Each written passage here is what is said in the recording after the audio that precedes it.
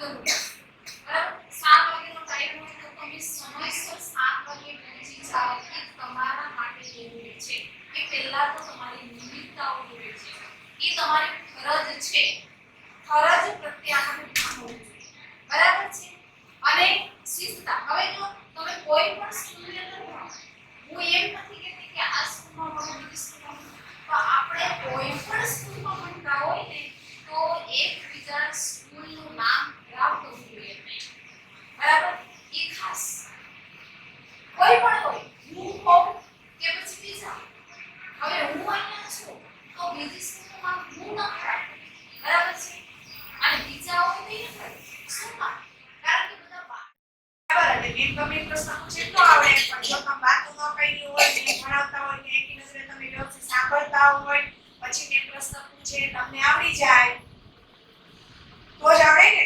મેં પ્રશ્ન પૂછે તમને આવડી જાય તો અમે એમ માનીએ કે ના વ્યવસ્થિત બરાબર આપણું જ ધ્યાન રાખવું. કે એક બાજુ નહોતો જતો કે ક્યાંય કોઈ ડિસ્ટર્બ પણ નહોતો કરતો.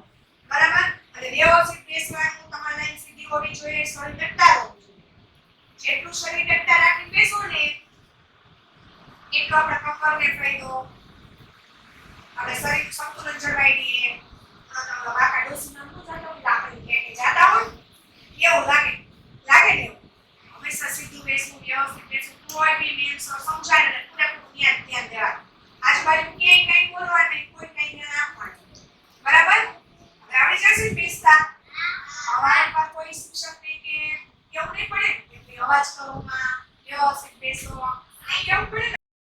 ઘરે છે તમારા મમ્મી પપ્પા છે, દાદા દાદી છે, બરાબર. તમને કોઈ પણ કામ શું નહીં કરવું જોઈએ, કારણ કે તમે કેવા છો નાના છો અને એ તમારાથી લેવા છે મોટા છે. અને તમને જે કંઈ સલાહ સૂચન આપે ને એનું તમારે પાલન કરવું જોઈએ. પછી કે હું આમ નહીં કરું, હું આમ નહીં કરું, બરાબર. એ વાત કેવી છે? ખોટી. અને બીજું છે શિક્ષકો કે તમારા એક ગુરુજનો કહેવાય છે, તો શિક્ષકોનું તમારે માન સન્માન આપવું જરૂરી છે. જરૂરી છે ને. પછી તમારાથી મોટા જે ભાઈ બહેન છે ને એને તમારે માન સન્માન આપવું જોઈએ. અને ઈ કાઈ તમને બીજો કોઈ નવો શબ્દ કહે ને કે તમારા સારા માટે કઈ સલાહ સૂચન આપતા હોય ને તો તમારે શું કરવું જોઈએ?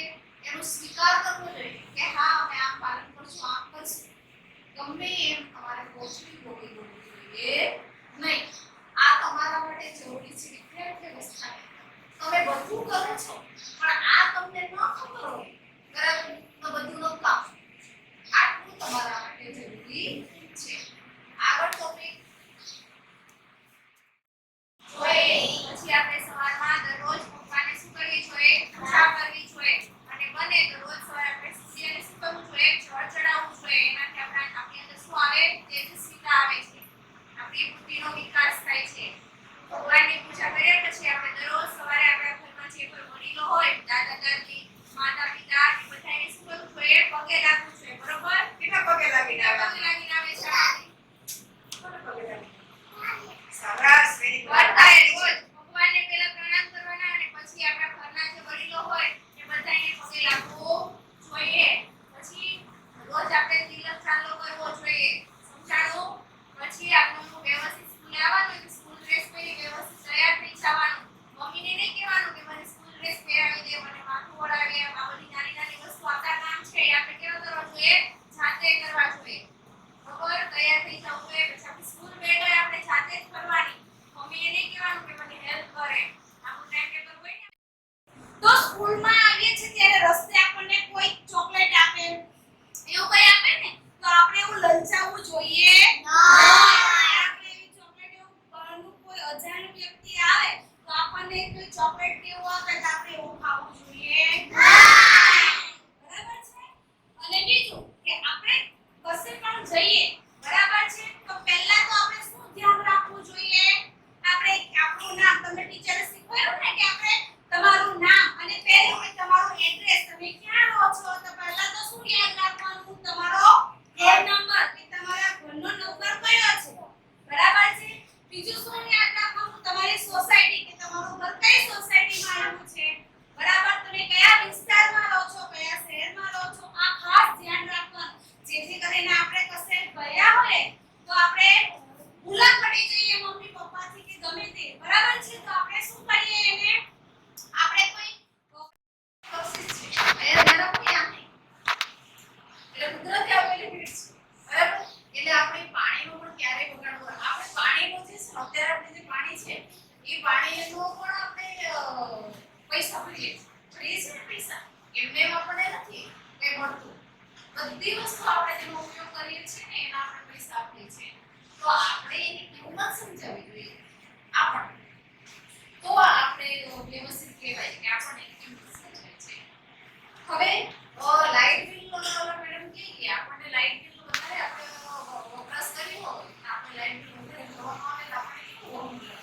લાઈટ બિલ બરાબર લાગે ને પણ આ દિવસ સૂર્યપ્રકાશ જે છે સૂર્યપ્રકાશ જે દિવસે આવે છે એ તો આપણને કેટલી પડે છે બરાબર તો એ કિંમત આપણને સમજાવી છે બધી કિંમત સમજાવી તો આપણે વ્યવસ્થિત વિદ્યાર્થી કહેવાય બરાબર પછી બીજું કીધું એ પ્રમાણે કે તમારા ક્લાસની અંદર ચલો શિક્ષક હોય પણ કોઈ પ્રિન્સિપાલ છે ક્લાર્ક છે એ ક્લાસની અંદર આવે ને હંમેશા ગુડ મોર્નિંગ સર કે ગુડ મોર્નિંગ ટીચર ઊભા થવું જોઈએ માન આપવું જોઈએ બરાબર માન આપવું જોઈએ પણ આપણે ક્યારેક શું કરીએ છીએ ભૂલી જઈએ શું વાત કોઈ પણ સ્કૂલના વિદ્યાર્થીઓ હોય એટલે યાદ રાખો બરાબર પછી બહાર ગયા હોય અંદર પ્રવેશતી વખતે તમારે રજા માંગીને આવવું જોઈએ કમિંગ સર કે કમિંગ મેડમ બરાબર પણ આપણે अभी स्कूल की छुट्टी का समय हो रहा है,